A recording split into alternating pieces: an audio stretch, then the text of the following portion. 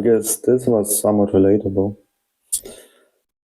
So as you can probably see by the thumbnail of this video, I will actually criticize the idea of sometimes seeking therapy.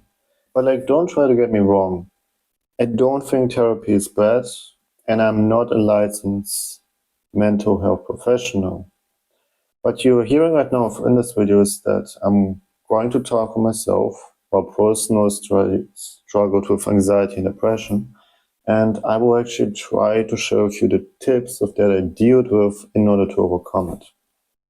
And one of the tips that I found really useful to understand is that all the principles and all the rules that a mental health professional does, you can also learn by yourself.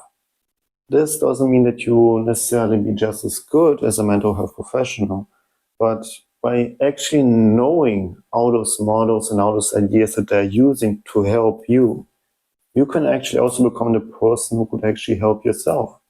Because let's be real, we won't always have the access to a mental health professional. Because even to register to a mental health professional would take, like in my case, almost 3 months or 4 months of waiting time. To be able to actually help ourselves is one of the most valuable and useful skills that we can develop in order to deal with our mental health. And so what I'm going to present to you in this video is not necessarily a therapeutic-based model that I say, oh, this is going to work absolutely. But rather I'm going to present to you a system for researching and deciding on what therapeutic approach will be the most suitable for your problem. Because it's not about implementing a therapy, it's about finding the right approach to solving the problem. So let's get started. So the first thing that we have to understand is that our ability to solve a problem depends on how we come to interpret the problem. And in order to line out the overall therapeutic process, independent of what approach you would come to use, you would have to understand this 4-step framework. Now, the goal is, in of itself, is the reason why you come to seek therapy. It usually comes from an emotional reason. In this case, let's say, how to deal with anxiety, or how to be actually more calm, more joyful, more peaceful.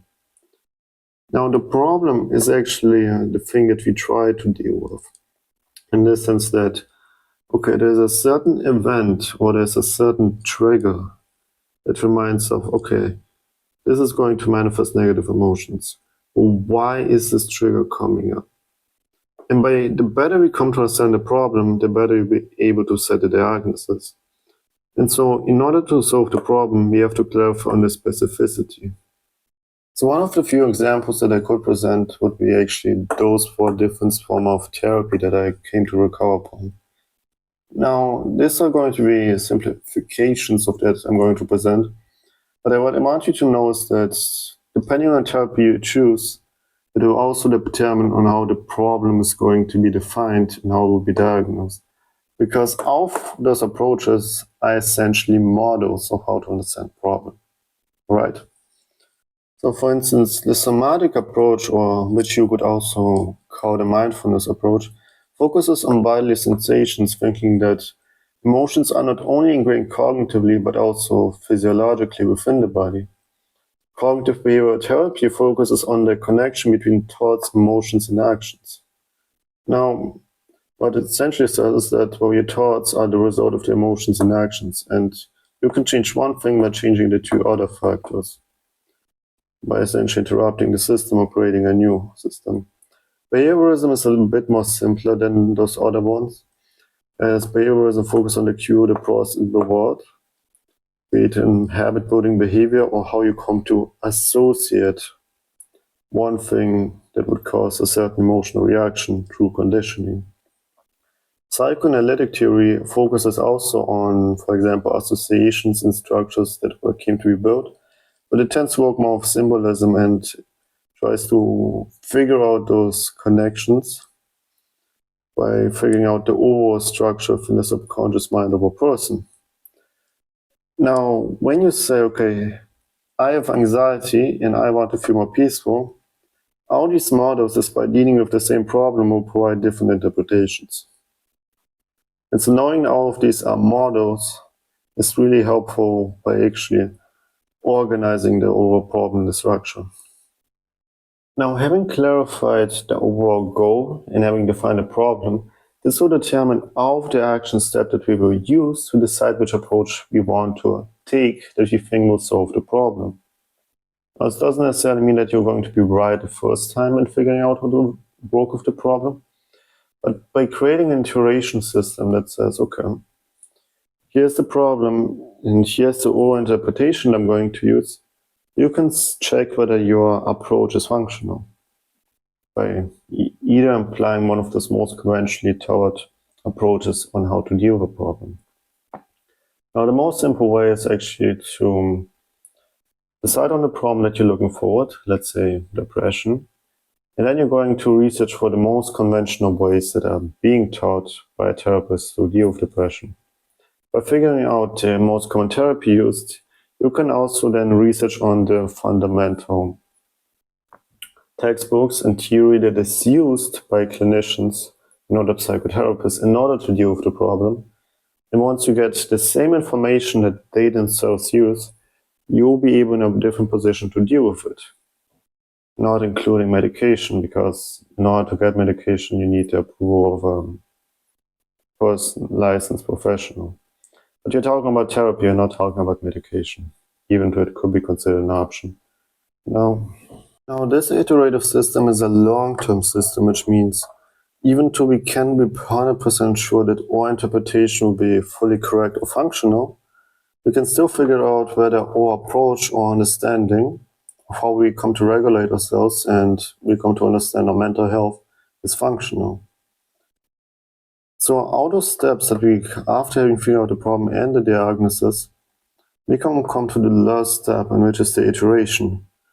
After having found the theory and we assume we found the right root cause of the problem, we can actually try this approach that this therapy is offering to us to see how well it works. If it works, well, we came closer towards achieving our goal. If it doesn't work, we will actually return to the second step of the problem, which actually forces us to rethink a model or understanding till all of those steps come to work out functionally and we resolve the problem. Now, one thing that I found really useful when I was dealing with my own anxiety is actually to break up the anxiety into multiple problems rather than seeing it as one problem. To give an example, I got scammed 3 months ago by $1,100. And every time when I came to think about money, I would get also really anxious because of all this paranoia and of the anxiety related to the scam came to influence everything that is associated to it. For example, from the color purple, which was used by the scamming website to actually checking my bank account, distrusting my own banking system, to everything that would invoke within you anxiety. It makes a lot of sense to treat it as an individual problem, because the more you can specify it, the more you will be able to know how to deal with it.